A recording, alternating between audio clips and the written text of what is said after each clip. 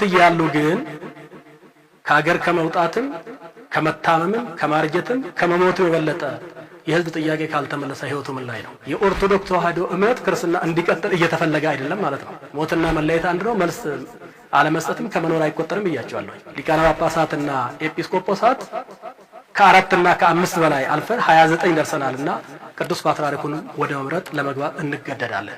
ቅዱስ ፓትርያርኩ ተቀብሎ በሳቸው ቲተርና ፊርማ በየሀገረ ስብከቱ እንዲሰማሩና ስራ እንዲሰሩ ማድረግ ነው።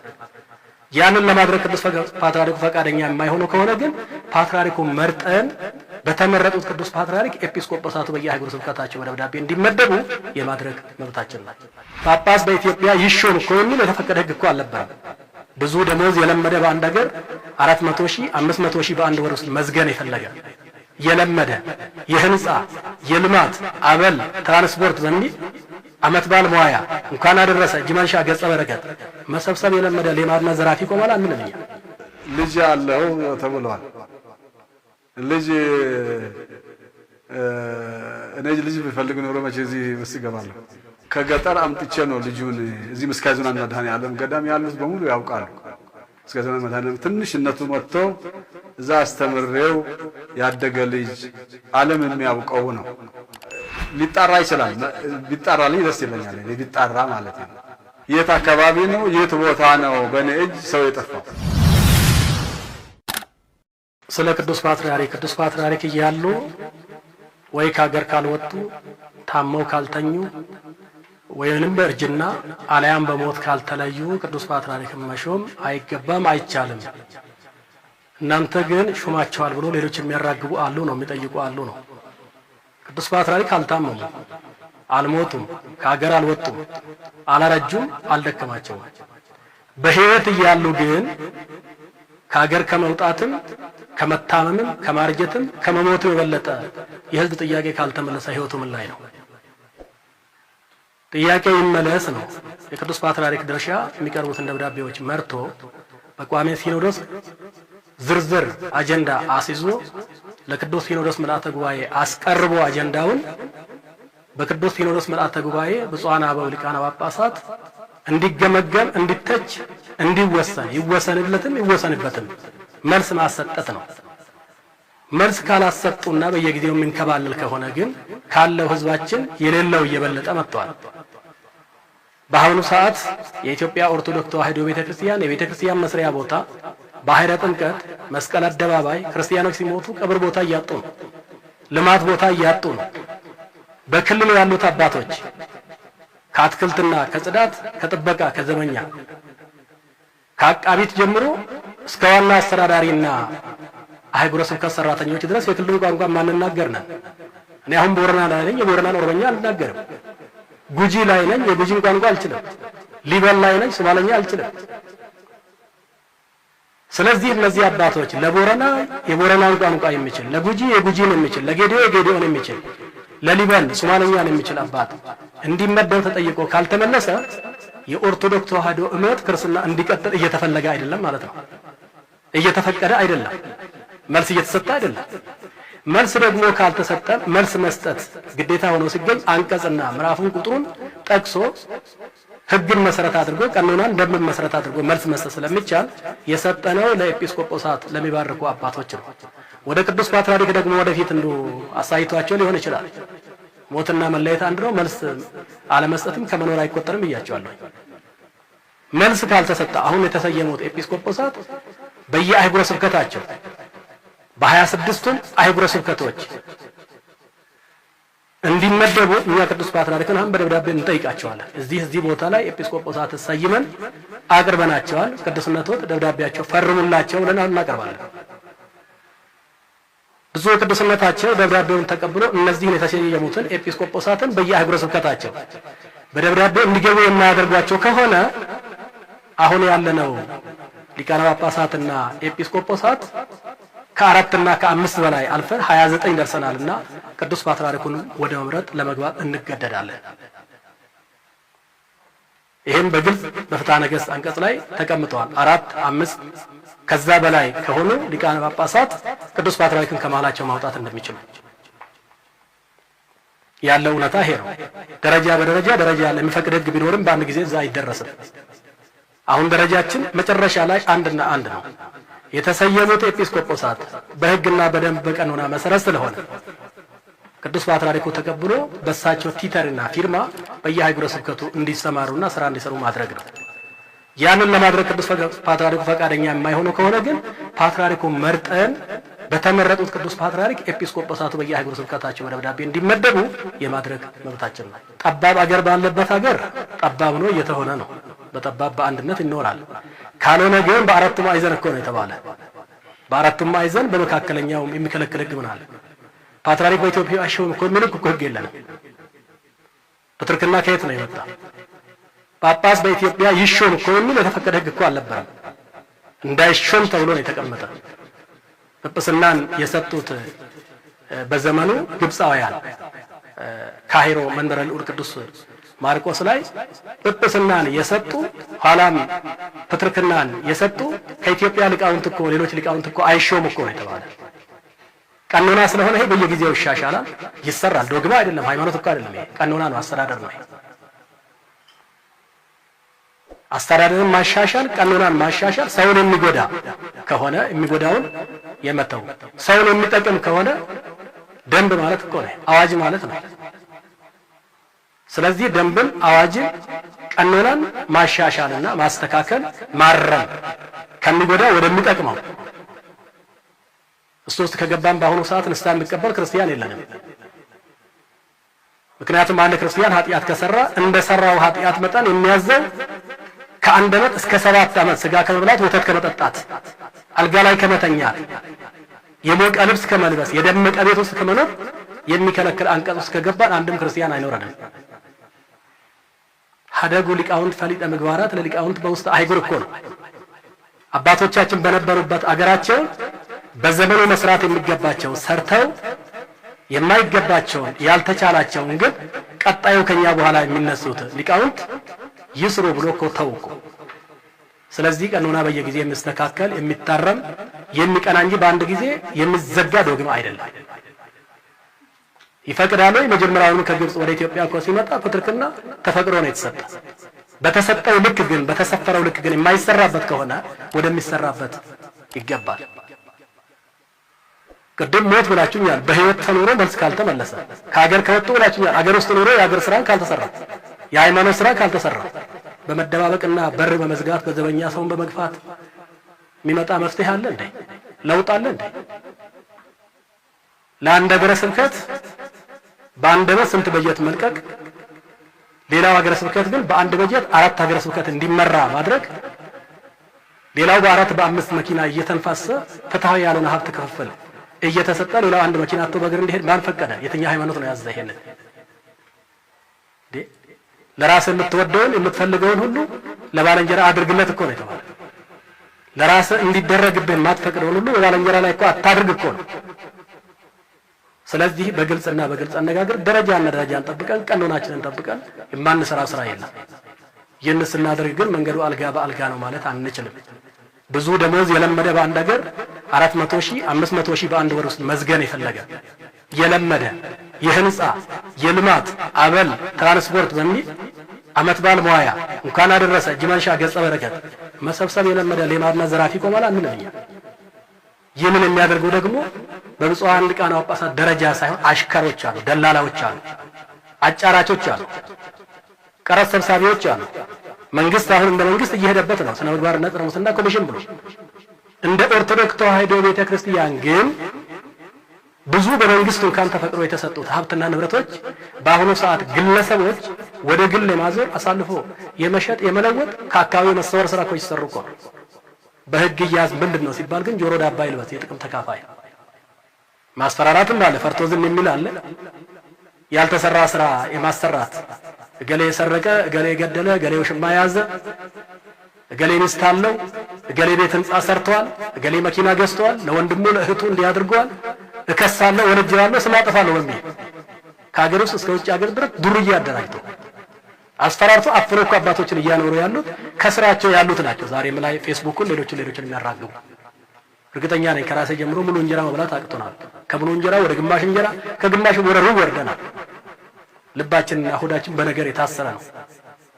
ስለዚህ በግልጽ አነጋገር የእምነት ስራ የማይሰራ ከሆነ የእምነት መሪ መሆን፣ የእምነት ኃላፊ መሆን፣ ፓትርያርክ መሆን፣ ሊቀ ጳጳስ መሆን፣ ኤጲስቆጶስ መሆን፣ ቆሞስ መሆን፣ መነኮስ መሆን፣ ባህታዊ መሆን፣ ካህን መሆን፣ ዲያቆን መሆን፣ ሰባኪ መሆን፣ የቤተ ክርስቲያን አባል ነኝ ብሎ መናገር ኦርቶዶክስ ተዋሕዶ ምእመን አማኝ ክርስቲያን ሊሆን ልትሆን አትችልም። አስመሳይነት ነው። ክርስትና ደግሞ ማስመሰል ሳይሆን በተግባር ሆኖ መገኘት ነው። ህብረተሰቡ ምን ያህል አምኗቸዋል፣ ምን ያህል ተቀብሏቸዋል? ቅድም አንስተናል። ህብረተሰቡ በሐሰትና በማይሰማ በማይታይ ነገር ታፍኖ የኖረ ነው። ምክንያቱም ስልጠና አልተሰጠውም፣ እውነትና ውሸትን ለይቶ አያውቅም። ፖሊስ አይደለም አልመረመረም፣ ፍርድ ቤት አይደለም ውሳኔ አልሰጠም። ህዝቡ በሚነገረው አየር በአየር በሚበረው ወሬ እንጂ በተግባር ደረጃ ራሱ ጠይቆ የተረዳ ወይም ሲጠየቅ የሚያስረዳ ነገር የለውም። ጠዋት ላይ አንድ ወንድም ምሳሌ ማንሳት እችላለሁ። በስልክ ደውሎ ትልቅ የመንግስት ተቋም ጠርቶ ተከፋና ተናገረኝ። ልክ የቤተክርስቲያን ስርዓት እንደተጣሰ ቤተክርስቲያን እንደተጎዳች አድርጎ ስትነግረኝ ዶግማዋንና ቀኖናዋን ጠቅሰ በዚህ አንቀጽ፣ በዚህ ምዕራፍ፣ በዚህ ቁጥር፣ በዚህ ደንብና ቀኖና በደል አለ ልክ አይደለም በለኝ አልኩት። ልለኝ አልቻለም። የሥራ ድርሻ የጠቀሰልኝ ትልቅ ስለነበረ ይሄን የሥራ ድርሻን በማዕረግ ያዝ እየነ ተለያየ። ስለዚህ ህዝቡ ይከተላል አይከተልም እውነት እያወቀ ሲሄድ መከተል ግድ ነው። በልጄና በአባቴ በወንድሜና በታላቅ በአያቴ አልባረክም፣ አልማርም፣ አልሰማም፣ አላይም ካለ ህዝቡ ራሱ እምነቱ ገና አልገባው ወይ ደግሞ ከገባው የሚፈልገው እምነቱ ሳይሆን ሌላ ችግር አለ ማለት ነው። ህዝቡ ያምናል፣ ይቀበላል። ማንም እውነትን የማይቀበል የለም። ውሸት ሲደራረብ ደግሞ እውነት ስለሚመስል ጉዳዩ እየዋለ እያደረ እየተንከባለለ የመጣ ውሸት እውነት መስሎ ስለታየ ውሸትን ነው ህዝብ እየተከተለ ያለ። እውነትን ግን ይከተላል። ሲጠይቀን እኮ ምዕራፉን፣ ቁጥሩን፣ አንቀጹን እንሰጠዋለን። ደንቡን እኮ እንሰጠዋለን በምን ምክንያት እንደታዘንና እንደሰራ። ይህን ጥያቄ ስራ ነሳቸው ልጅ በጣም አመሰግናለሁ። ጥያቄው ዛሬ አልነበረም መጠየቅ የነበረባቸው ከመነሻው ነው። የትምህርት ደረጃም ይሁን የልጁ ጉዳይም ይሁን እስካሁን ትክክለኛ እውነተኞች ሰዎች ከሆኑ ከመጀመሪያ ጀምሮ ለምን አላነሱትም? ይሄ አሁን ይሄ ስም ማጥፋት ዘመቻ ፈልጎ ነው እንጂ መጀመሪያ ስሾም ከ97 ዓመተ ምህረት ጀምሮ ነው የተሾምኩት። በዛን ጊዜ ጀምሮ እስካሁን ምንም አልነበረም እና ትምህርት ደረጃም ከተፈለገ እኔ በተለያዩ ገዳማት ብዙ ትምህርቶችን ተምሬ እዚህ በቅታል ተብዬ ነው የመጣሁት። ተምረሃል፣ አውቀሃል ተብዬ ነው የመጣሁት። ባላውቅ ኖሮማ እዚህ አልመጣም ነበር። አውቀሃል፣ በቅታል ለዚህ ብሎ ቅዱስ ሲኖዶስ እኮ ነው ያመጣኝ። ወሬኞች እንደሚያወሩ አይደለም። እና ዛሬ ጠላት የፈለገውን ሁሉ ማውራት ይችላል። በዚህ ሰዓት ሳይሆን እውነተኞች ሃይማኖተኞች፣ እውነተኞች ክርስቲያኖች ከሆኑ ከመነሻው ነበር ይሄንን መቃወምና መጮህ የነበረባቸው ማለት ነው። እና ስለዚህ አሁን ልጅ አለው ተብሏል። እኔ ልጅ ቢፈልግ ኖሮ መቼ እዚህ ውስጥ እገባለሁ? ልጅ ቢፈልግ ማለት ነው። ልጅ ከተፈለገ እዚህ ምን አስመጣኝ ማለት ነው እንጂ ልጁን ራሴ ያሳደጉት ልጅ ነው። የእህቴ ልጅ ነው። እናቱ መሰረት ሞገስ ትባላለች። የኔ አባትና የሷ አባት አንድ ነው። እኔ አባቴ ሞገስ ነው። እህቴ መሰረት ሞገስ ትባላለች። አሁንም አለች፣ ማቅረብ ይቻላል። ከገጠር አምጥቼ ነው ልጁን እዚህ ምስካየ ኅዙናን መድኃኔዓለም ገዳም ያሉት በሙሉ ያውቃሉ። ምስካየ ኅዙናን መድኃኔዓለም ትንሽነቱ መጥቶ እዛ አስተምሬው ያደገ ልጅ ዓለም የሚያውቀው ነው። ከዛ በኋላ ከተመረቀ በኋላ ወደ ኬንያ ሀገር ላኩት። እዛ ነው አሁን እያገለገለ ያለው። እዛም አሁን በዚህ ምክንያት እየቀሰቀሱበት አላስቀምጥ ብሎታል። ልጁ ሕፃን ነው ልጁ እና ብዙዎች ያውቃሉ። በተለይ ሱነታቸው ወስጣቴዎስ ይባላሉ። ከመነሻ አንድ ሰፈር ሆነን ነው እዚህ የደረስነው። ምን እንደሆነ ያውቃሉ፣ ሊመሰክሩ ይችላሉ። ከሌላው ይበልጥ ማለት ነው። ምስካየ ኅዙናን መድኃኔዓለም ገዳም ያሉት ደግሞ በደንብ ያውቁታል። ከህፃንነት አምጥቼ እዛው ነው ያደገው እና አስተምሬዋለሁ፣ አሳድጌዋለሁ። የእህቴ ልጅ ነው። ሊጣራ ይችላል። ቢጣራልኝ ደስ ይለኛል ቢጣራ ማለት ነው እንጂ መነሳቱ ግን አሁን ማንሳታችሁ በጣም ጥሩ ነው። ማንም ሰው ሀገር የማያውቀው ነው የስም ማጥፋት ዘመቻ ነው። መቼም የጠሉትን ነገር እኮ የጠሉትን ይሄ ሰው መልከቀና እንኳን ቢሆን ይሄ ሰው መልካም አይባልም፣ መልከ ጥፉ ነው የሚባለው። ምክንያቱም ስም ማጥፋት ዘመቻ ስለሆነ የማቆሸሽ ነገር ስለሆነ ይሄ ነው። በሌላ መንገድ ምንም ወደ ሌላ ብንገባ ወደ ሌሎችም ብንገባ ደግሞ ብዙ ነገር አለ። ብዙ ነገሮች ፊት ለፊት የታዩ የሚታወቁ ነገሮች ብዙ ነገሮች አሉ። ማስረጃ በትክክል ያለ በትክክል የሚታወቁ ብዙዎች አሉ።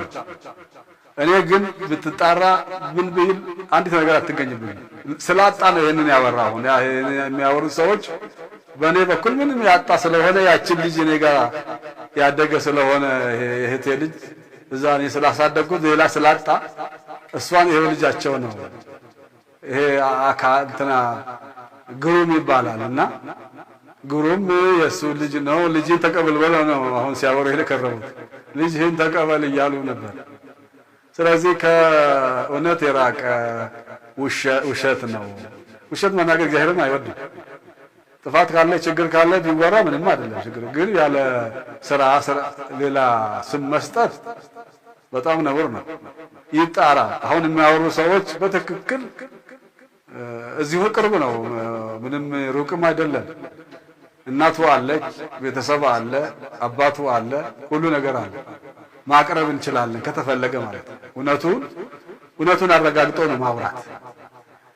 ወደ ሌላ አንዱ አስተያየት ሲሰጥ ምንድነው ምርመራ የደም ምርመራ ይደረግ የሚልም እዛ አይቼዋል። እሱም ቢደረግ ደስ ይለኛል።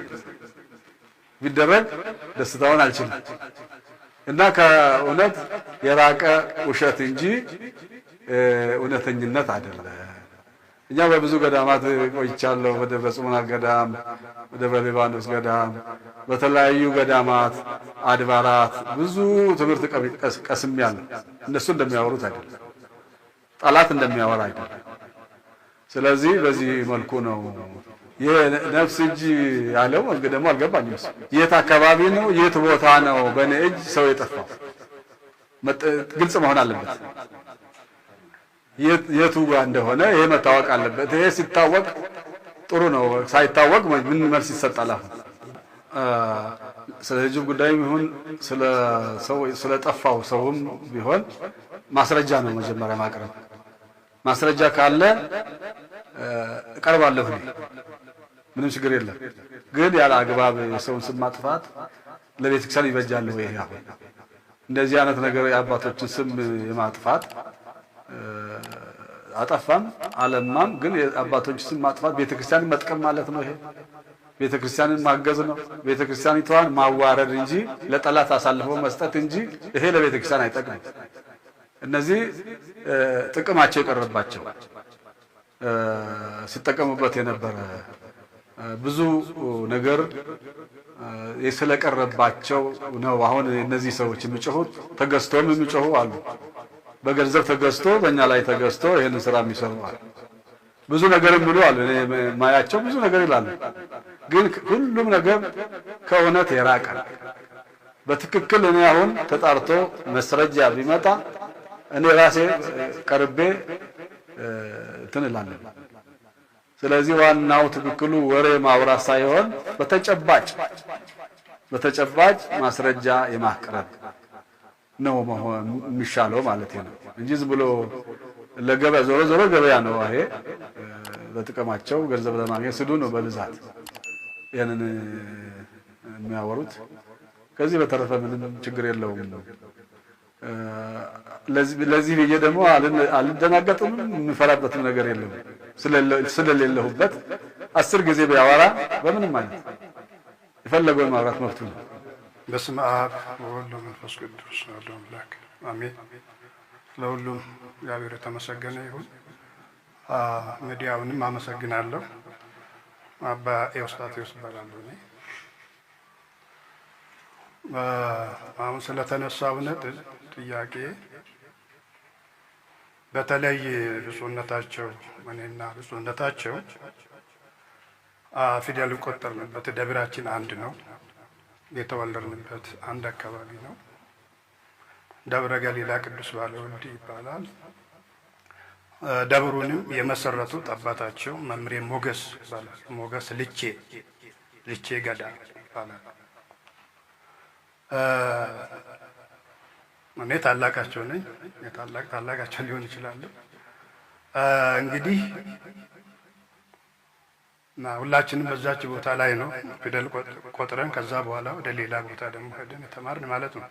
እንግዲህ ብፁዕነታቸው አሁን ልጅ አላቸው ለሚለው ነገር ለመናገር የፈለግኩት እንደተባለው ልጁ የታናሻቸው ታናሽ የመጨረሻ ልጅ ናት እንደው መስለኛል አይደል? መሰረት ትባላለች። መሰረት ሞገስ የእሷ ልጅ ነው ልጁ እና ልጁን አሳድገውታል። ቅድም እሳቸው ስለተናገሩ እንደው መድገም አያስፈልገኝም። እኔ በአይኔ ስላየሁት ሲወለድም ስለማውቀው ሲያድግም ስለማውቀው እዛው አካባቢ አንድ መንደር ስለሆንን ይህንን ተናግሬያለሁ። ለመናገር ፈልጌ ነው። በተረፈ ሌላም ደግሞ ሰው በእጃቸው ጠፍቷል የሚለው ነገር ይሄ ዝም ብሎ የፈጠራ ወሬ ነው። እንዲህ አይነቱ ነገር ዛሬ የተጀመረ አይደለም። በክርስትና ሕይወት በሃይማኖት ውስጥ በቅዱሳን አባቶቻችን ላይ ሲደረግ የነበረው ዘመቻ ዛሬ የተጀመረ አይደለም። ታላቁ አባታችን እንጦንስ የሚባሉት የምንኩስና መስራች የሆኑት ታምተዋል። በዚህ ጸሎተ ሃይማኖትን ሃይማኖት ጸሎት ብለን የምንጸልየውን ያሰባሰበና ለሊቃውንቱ ያቀረበው ያጸደቀው አትናቴዎስ የሚባሉ በዚህ ታምተዋል። ፍጹሙ ሰው ማለት ነው። ሰው በእጁ አልፏል ተብሎ ሌላ ልጅ አላቸው ተብሎ ቅዱሳን አባቶቻችን ያላደረጉትን እንዳደረጉት አድርገው እንግዳውስ እኔ ልጄ ከሆነ አምጡልኝ። እንዳውም አንዷ ሴት ናት። ሴት ሆና ሴትነቷን ማንም ሳያውቅ እንደ ወንድ ሆና ትኖር ነበርና በኋላ ልጅ ወልደዋል ተብሎ ሴትዮዋ ሴት ናት ግን ወንድ መስላ ነው የምትኖረው እና ልጅ ወልደዋል ተብላ ተከሰሰች። በኋላ ከወለድኩኝማ አምጡልኝ እግዚአብሔር ከሰጠኝ አሳድገዋለሁ ብላ አሳደገች። በኋላ ግን እውነቱ ሴት ሆና ነው የተገኘችው። ስትሞት ነው። አዎ ይሄ ቤተክርስቲያን እንባ መሪ ናት እና ስለዚህ በቅዱሳን አባቶቻችን ላይ የሚሰነዘረው እንዲህ አይነቱ ያሰት የፈጠራ ወሬ የበቃን ነው የሚያደርገን። ጸጋችን ነው፣ በረከታችን ነው። በእውነት ለአባቶች ይሄ ጸጋ በረከት ነው።